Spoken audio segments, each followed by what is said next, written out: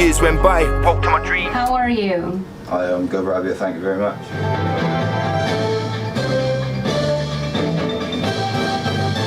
Good to hear that. So, first of all, how you doing? How you feeling today? Yeah, I'm doing really well, thank you. I hope you're good. I hope everyone else is good out there listening today.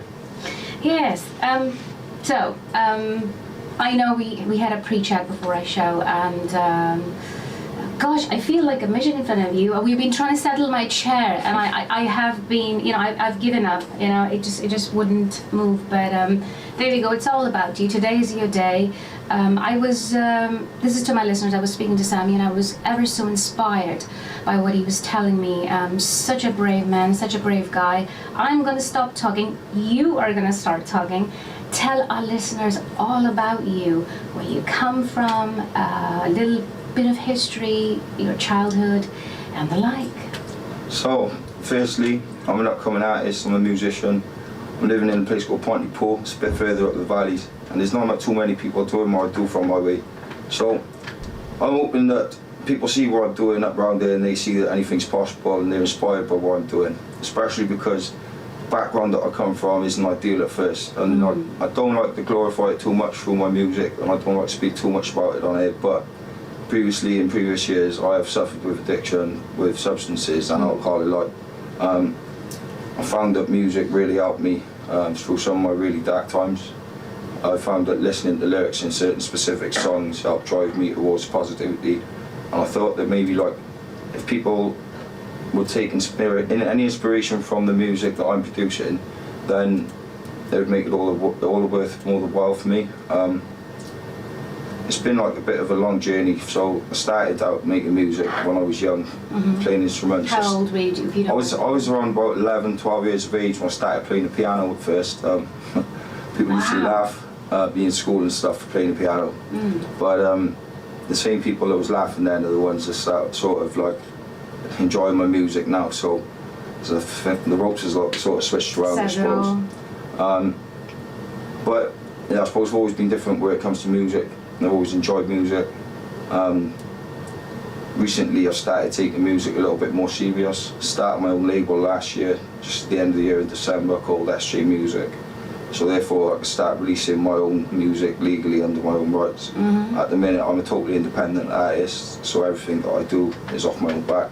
I record with a lovely guy from Pontypool also. His name's Jamie Winchester. He's working from Pill and the St. Joseph Boxing Gym. He's an amazing guy.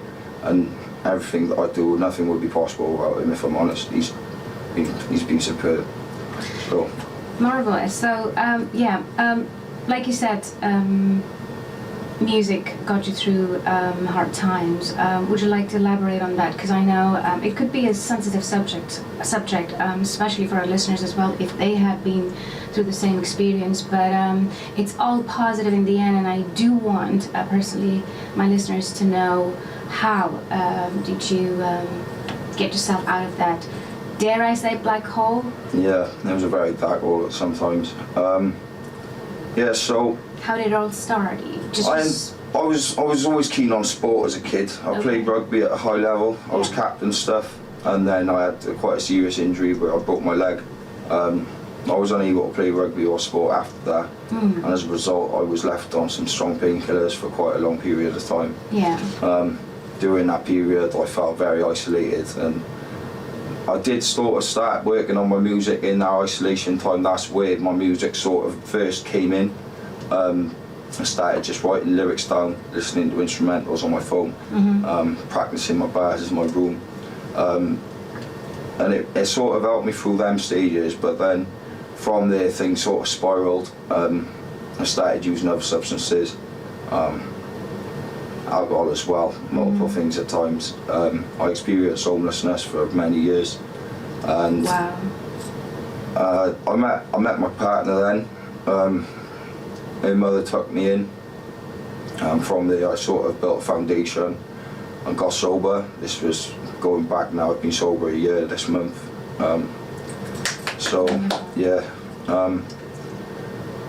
From that point I started to really listen to music and stuff as well, so it was helping me through some really dark stages. I listened to some certain songs. I know that like lyrics can mean a different thing to each individual listener, so it's nothing like to one song. It can mean one thing to one person. It's sort of like individual to your story, I suppose. Yes. But yeah, that's about all I've got to say on that subject, really. Apart from there, I really started to focus on my music myself. I started to make links again in the scene. Started speaking to Jamie, like I said, and actually come forward, started booking some studio time and really concentrating and not getting down on my music and using my music as a focus rather than using the alcohol and the drugs and substances. So rather than being up all night and doing silly things, I've spent a lot of time. Creativity, yeah, you were just using it positively. I know you're very multi-talented. You sing, you rap, you write your own songs. You know, I'm sure you compose them as well. So how does it feel? Obviously, you've told our listeners how I described the feeling that, you know, people describe it, you know, the cliche term is, oh, you know, it's my baby, and, you know, I've made this song, and yada, yada, yada, but obviously we'll come to your personal life a bit later. But how does it feel when you've achieved something, when you sit down, when you write a song, when you've composed it, you know, when you're rapping it away, when you're singing it away? Describe that feeling to our listeners. How does it feel? So I sort of know when I'm writing a song, I get a certain buzz or energy around it. It could maybe certain lyrics in the song which really hit a nerve, and like I can actually get physical sensation from that when I'm writing the music. So then I hope then that like my listeners also experience them sort of sensations and them feelings when they're listening to my songs. And when I was working on my most recent project, which is called Better My Life, you can find that on Spotify, Apple Music. There's a visual on YouTube as well for that, which was recorded by my friend and really close friend of mine who I've worked with for many years now, David Inson at Formless Films. He's with me today in the studio. I've actually watched the video. It's lovely. Yeah, shout out cool. David, my guy. Hi, David. All right.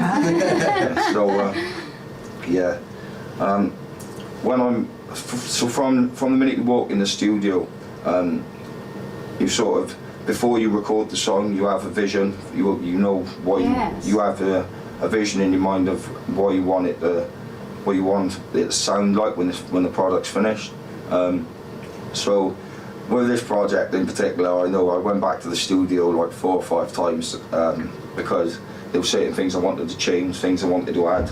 I worked alongside Jamie back and forth, emailing the track back and forth, just making little tweaks and changes to it and alterations, and it took me quite a while to actually until I was happy with it myself. I think it was probably because it meant so much to me, to be honest with this. But when I finally sat down and listened to it through speakers, I got the energy and the vibes and the feelings that I sort of experienced when I was writing the song, which was quite important. And then, you know, this is it. Yeah, then I thought, so from that point, I released a song on Spotify initially. They're doing pretty well on Spotify, and I was getting a good response. People was telling me that I was having some like quite personal messages from people on social media and stuff, telling them that it's inspired them, and it's quite touching, some of the messages I've had actually. So yeah, thank you everybody that sent messages and has reached out. Keep them coming, it's great. But yeah, it's been the sensation you get when you record the song and listen to it back, and the sensation you get from getting the positive feedback. It makes it all worth a while. Like I spent hours and hours and hours on this song, mainly because it was my distraction and my focus. And I sort of think the song saved me in a way, because the amount of hours and time I've put into the song, it took me months to finish the project, from recording audio to the visual to getting it uploaded, and everything done all together. It's taken quite a while. So when I've actually sat back, this is now 4 months down the line with David, we sat back and watched the project. We was both both initially over the moon with how it turned out. It's the quality of it, the end product, everything is spot on. From my perspective, from what I expected and what I wanted back from the project. So yeah, everybody who I worked with and who was on board with this was absolutely amazing. So yeah, that's. And so, yeah, it's all so positive, isn't it? You know, yeah, you started a positive thing, and then it's just, you know, it all comes together. So tell us, if only you want to tell us about your personal life. I know you gave me an amazing news. You got a partner now. You got, you know, you're very involved in your personal life. Yeah. So recently, just Christmas, I found out that my partner is pregnant. So I'm expecting my first child now in August. So yeah, that's been a major stepping stone in me heading in the right direction and just giving me more drive to stay on the right track. The news come at the right time, really. Did that give you any inspiration for songs, or no yet? Yeah, not at this point yet. It's sort of, I still wrapping my head around it at the minute. As long as it was not a shock, and then that's okay. No, I'm really happy for it, but it's and no, I haven't put on pen and paper or musically all this yet. No. So, future plans. What are you thinking of doing? So, for the next year, my intention is to be consistent with the music. We're going into summer now. On the 1st of June, I'm going to be releasing another track called Jump, which is more of a like techno house garage kind of vibe. So that should get some heads popping this summer. People should be having some good vibes to that. Following, I've got another 2 tracks lined up, which have been recorded for months. I've been sat on. Well, I've been waiting for something to come around for the right time to release them. I've got a backlog of stuff I've been recording since Christmas. So for the next year or so, I've got something which I plan on releasing every month, at least a freestyle or a visual to go with it on YouTube would be a bonus. Mainly because I'm planning on building a platform, SJ Music, on YouTube. I'm trying to build a fan base independently, which isn't easy. So if you want to head over and subscribe to SJ Music, that'd be great. That's the YouTube channel, yes. SJ Music. Yeah. Okay. Just repeating that so our listeners got it. Yeah. We'll put all Sammy's details on our page as well. My page, Day by Day Cardiff. I've already put Jamie's intro on there anyway, so you guys can go ahead and find all the details later on. Like I said, the mic is yours. You can tell listeners everything about you, but I have a personal question. I'm quite fascinated with tattoos because obviously I'm not allowed religiously. I mean, it's a free will. I mean, I'm quite religious myself.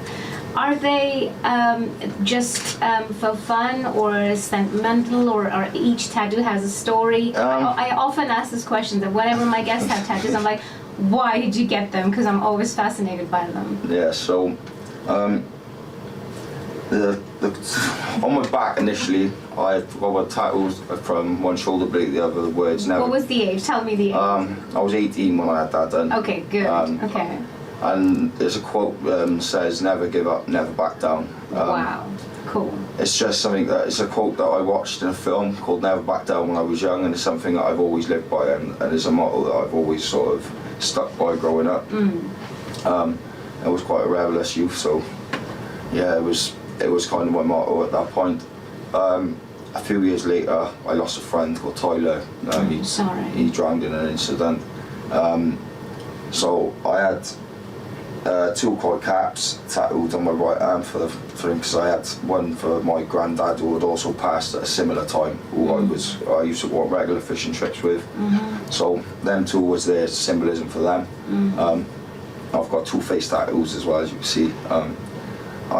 When I was about 21, I opened my own barber shop. So I had the scissors for that. Yeah. As sort of a reminder for every time I look in the mirror of who I am. And then I had the music note put below the eye, because that's another reminder of what I'm here for and what I want to do. And it's just every time I look in the mirror, it's constantly there for me to see. So it's personal for me then to have more than anybody else. And it affirms as well, you know, kind of people do their affirmations every day, and you know they motivate them, and this is your motivation to carry on. And I can relate to you because I lost my brother, and I still am struggling to accept his death, and it's the 2nd year, and because I did not have the closure and I couldn't be there on time, Yeah, thank you. That's all. You know, it's a very strange thing to say, isn't it? When someone says sorry to hear that, you're like, thank you, even though you want to say something else. But yeah, no, I'm thankful. Yeah, so maybe, who knows, one day I'll have a tattoo. I'm just joking. But yeah, it's quite fascinating to see, and I personally think your body is like a canvas, and you know, you create your own story. Being an artist myself, I paint, so that's how people often describe it. We've talked a little about your personal life. How were you as a child? Tell me. I know your mum's sitting in the studio as well. I hope it's okay to say. Don't worry, I'm not gonna talk to you, but tell me, you know, because yeah. So I'll look at her if you're telling me the truth or not. I'm just joking now. Yeah. How were you as a child? Growing up, naughty. I was quite respectful as a youngster. Good. I spent a lot of time with my grandparents growing up. A lot of time fishing and stuff like that. Like I said, my granddad earlier. So like family time was always important to me as a youngster. But then I sort of hit a point, like I said, in my early teens where I was sort of at my rebellious years, where I got into sport. My dad sort of drove me to get into sport. Like so it was rugby, and that was it was a good form. It was a good way for me to vent and like release aggression and any negative energy sort of used to come out on the rugby field.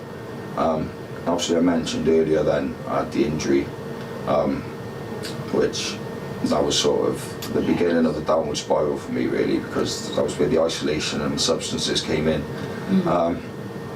But music has carried on throughout my childhood, irrelevant of my circumstances or situation. I've always been passionate about music.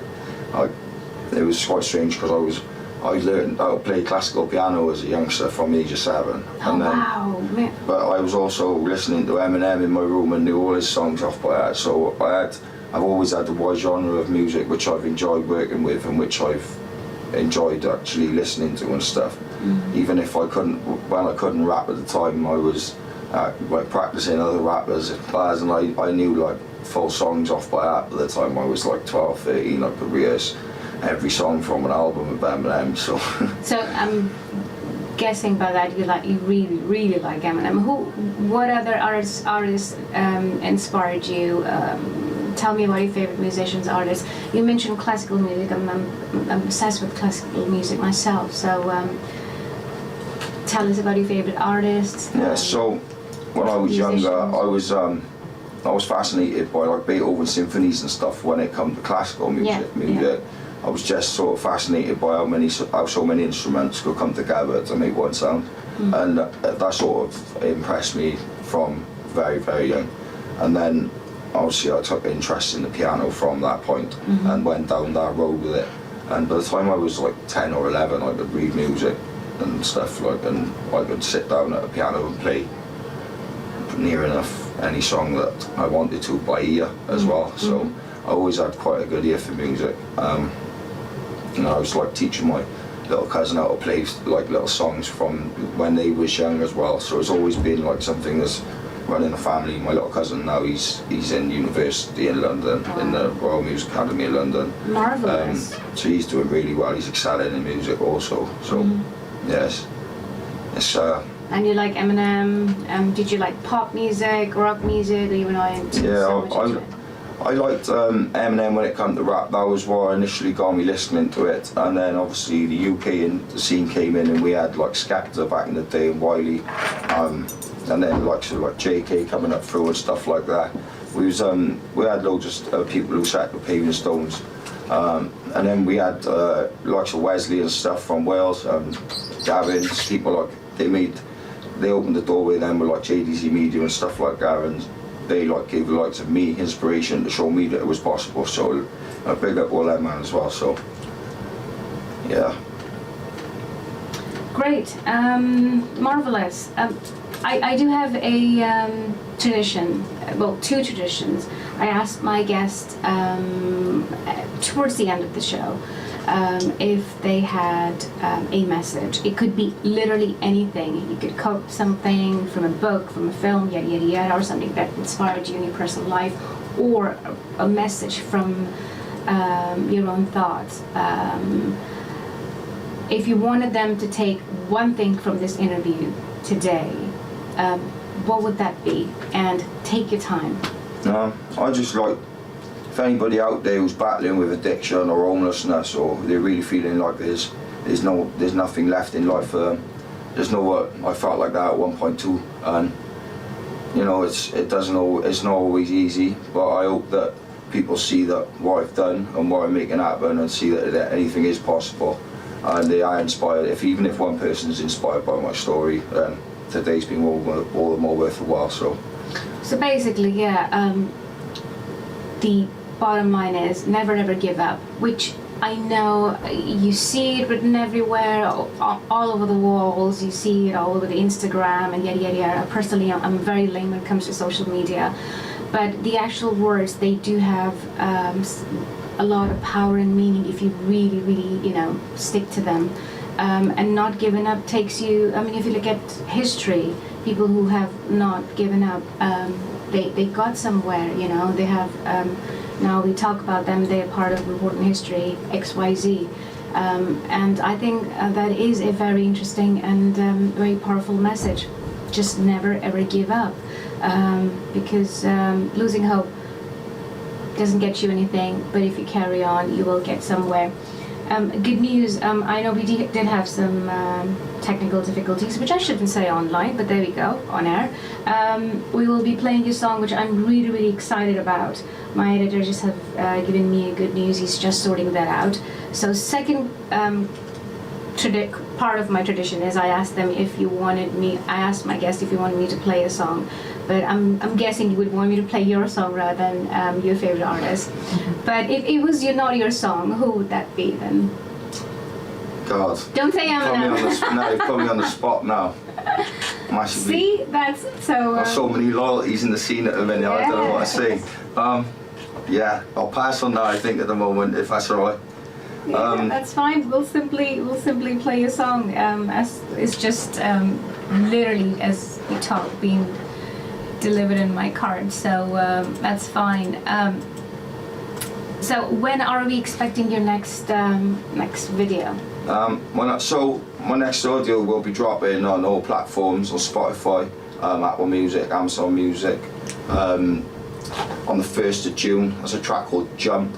I'm hoping to follow that up with a visual, which should be ready for everybody on YouTube, on the channel SG Music.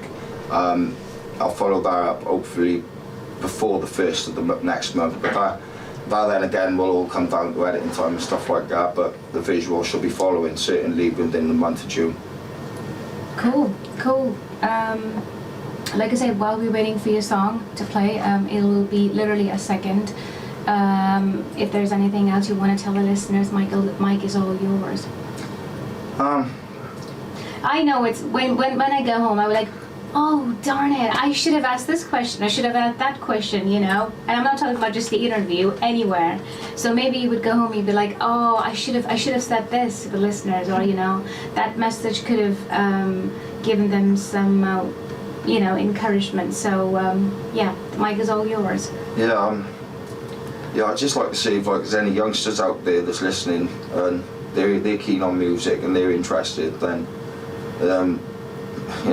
don't ever think that it's not possible just because nobody else is doing it in your area, or people don't agree or don't like what you're doing in your area. There's people outside of your area, and the world's a big place, and there's other people that will like it and will listen.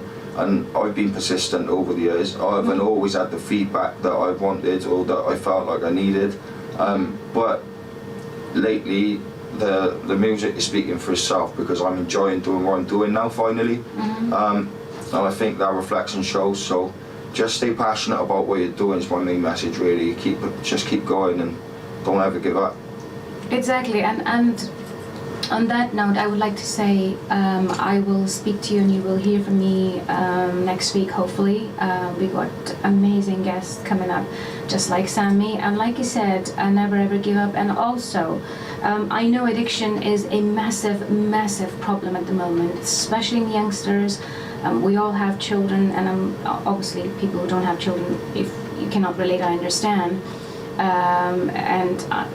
I mean it in the most positive way, but it's pressure as well. It's peer pressure. It's friends. You know, if you're not doing it, if you're trying to be good. I have been through that as well. That you know, like I was telling you earlier. You know, I don't even know how does it feel. I've never had a drink. I never touched drugs. I never smoked. So I don't know, but I know because the other people around me, my classmates or my friends, they used to look at me like, yeah, you know, you're just a chicken. It's not like that.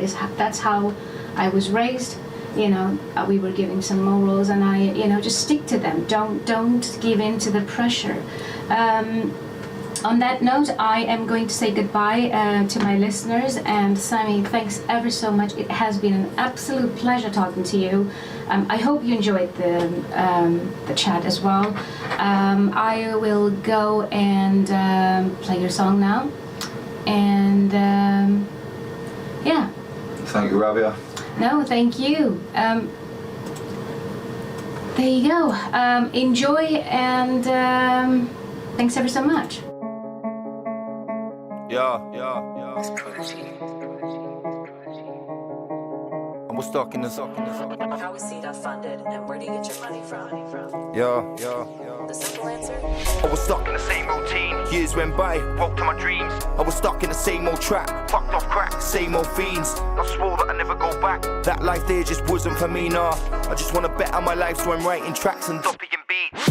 I just wanna better my life from down on my back to my feet, back to the roads. I'm stacking my peas when I spit my bars, they wrapped in a beat. Never see me slip, I'm strapped with a piece. In fact, it's a beast I'm about to release. So, but they wanna chat about this lot when I get more views on my TikTok, claiming they wanna better their lives when all they wanna do is flash off a wristwatch. No, it's all going off when the shit drops. Eyes go flow like a tip top. No, this ain't gonna better my life. Don't slide on, man, I'll ride on a beat. Thrive on that like a rhyme and elite. Drive and jam like a vibe. To me, it's no violence, he's not.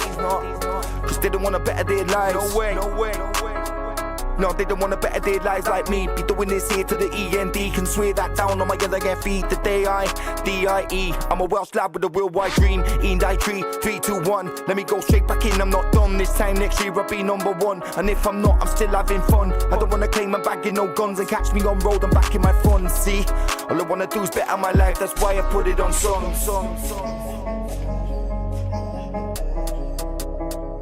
This ain't no basic life. No way. Check. Yo, this ain't no basic life, so don't watch my face. You be wasting time, just watch this space, I'ma make it mine. And when I say blow, no, I mean in mine. Bare face, now I need a new disguise. No cat might hop out the ride. No straps, just mass and knives. Way too many of the man then died. Like chat about girl like Bonnie and Clyde. Killers like Jekyll and Hyde. Body man, killer my vibe. You ain't nobody man, killer man life. Chat, nigga feeling my vibe. Snapchat, biddy bye. When I chat about road, don't get on my line. That shit just gets on my nerves. This time I'll get what I deserve. I've been here grafting, putting in work. More than an has-been, man, I'm still here. Blood, sweat and tears, been doing this years. Less for the loves, all thanks to my peers. Now I'm rounding them up to the sound of the cheers. Now I know things gonna get loud when I'm here. Said I know things gonna get loud when I'm here. Now I'm back in my zone, no sound of the beer. No waste man when I'm on the mic, when I'm here. I'm a bitty bad boy when I flow, when I'm here. My day was now I keep holding them here. When I'm old and grey and I'm over the fear. Looking back with a thumb from over the years. I'm stacking my funds and I'm blowing them here.